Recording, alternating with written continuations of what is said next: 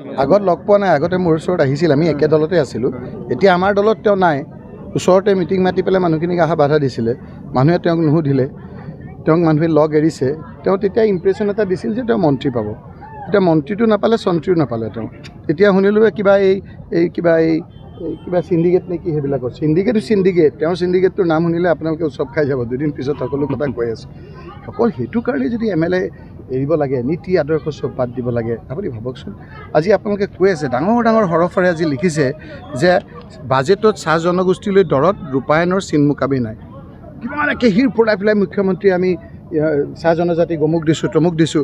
আজি কৈছে 6 বছৰে চাহৰ মধুৰতা পাণ কৰিবলৈ নাপালে চাহ শ্ৰমিকে, প্ৰতিটো বিভাগৰ দ্বাৰা 5%তকৈ ধন আবণ্টনো নহ'ল। মানুহক ঠগি খাইছে তেওঁ, সকলো মানুহকে ঠগিছে। আহোম সম্প্ৰদায়িক লোকক দেখিলে একদম সংকুচিত কৰি এটা দুটা ছিটলৈ লৈ আনিলে।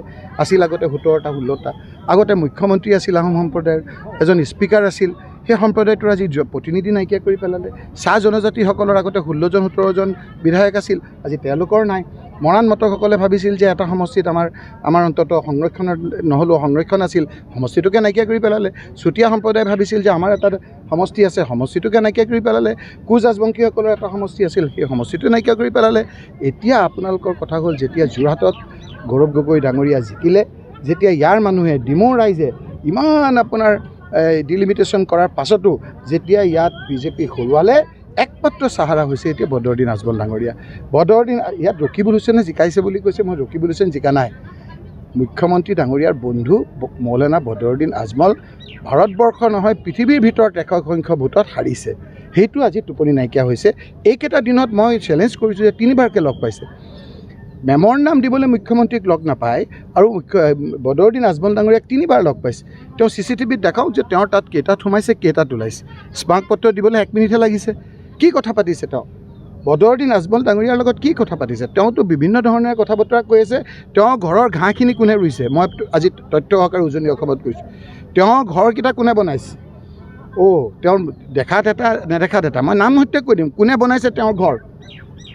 আৰু এটা কথা কৈছোঁ, তেওঁৰ আপোনাৰ এটা ঘৰ আছে, এতিয়াও সিফালে গ'লে বিৰি গোন্ধায়। মই কৈ আছোঁ, আগত লগ পোৱা নাই, আগতে মোৰ ওচৰত আহিছিল, আমি একে দলতে আছিলোঁ। এতিয়া আমাৰ দলত তেওঁ নাই। ওচৰতে মিটিং মাতি পেলাই মানুহখিনিক অহা বাধা দিছিলে, মানুহে তেওঁক নুসুধিলে, তেওঁক মানুহে লগ এৰিছে। তেওঁ তেতিয়া ইম্প্ৰেশ্যন এটা দিছিল যে তেওঁ মন্ত্ৰী পাব। এতিয়া মন্ত্ৰীটো নাপালে, চন্ত্ৰীও নাপালে তেওঁ। এতিয়া শুনিলোঁ কিবা চিণ্ডিকেট নে কি সেইবিলাকৰ চিণ্ডিকেট তেওঁৰ চিণ্ডিকেটটোৰ নাম শুনিলে আপোনালোকে উৎসৱ খাই যাব। দুদিন পিছত সকলো কথা কৈ আছোঁ। অকল সেইটো কাৰণে যদি MLA এৰিব লাগে, নীতি আদৰ্শ চব বাদ দিব লাগে, আপুনি ভাবকচোন। আজি আপোনালোকে কৈ আছে, ডাঙৰ ডাঙৰ হৰফেৰে আজি লিখিছে যে বাজেটত চাহ জনগোষ্ঠীলৈ দৰত ৰূপায়ণৰ চিন মোকাবি নাই। কিমান একে হিৰ পৰাই পেলাই মুখ্যমন্ত্ৰী আমি চাহ জনজাতিক অমুক দিছোঁ তমুক দিছোঁ। আজি কৈছে 6 বছৰে চাহৰ মধুৰতা পাণ কৰিবলৈ নাপালে চাহ শ্ৰমিকে, প্ৰতিটো বিভাগৰ দ্বাৰা 5%তকৈ ধন আবণ্টনো নহ'ল। মানুহক ঠগি খাইছে তেওঁ, সকলো মানুহকে ঠগিছে। আহোম সম্প্ৰদায়িক লোকক দেখিলে একদম সংকুচিত কৰি এটা দুটা ছিটলৈ লৈ আনিলে। আছিল আগতে 17টা 16টা। আগতে মুখ্যমন্ত্ৰী আছিল আহোম সম্প্ৰদায়ৰ, এজন স্পীকাৰ আছিল, সেই সম্প্ৰদায়টোৰ আজি প্ৰতিনিধি নাইকিয়া কৰি পেলালে।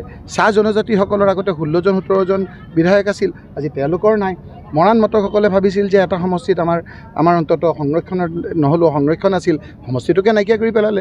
চুতীয়া সম্প্ৰদায়ে ভাবিছিল যে আমাৰ এটা সমষ্টি আছে, সমষ্টিটোকে নাইকিয়া কৰি পেলালে। কোচ ৰাজবংশীসকলৰ এটা সমষ্টি আছিল, সেই সমষ্টিটো নাইকিয়া কৰি পেলালে। এতিয়া আপোনালোকৰ কথা হ'ল, যেতিয়া যোৰহাটত গৌৰৱ গগৈ ডাঙৰীয়া জিকিলে, যেতিয়া ইয়াৰ মানুহে ডিমৌৰ ৰাইজে ইমান আপোনাৰ ডিলিমিটেশ্যন কৰাৰ পাছতো যেতিয়া ইয়াত বিজেপি হৰুৱালে, একমাত্ৰ চাহাৰা হৈছে এতিয়া বদৰুদ্দিন আজমল ডাঙৰীয়া।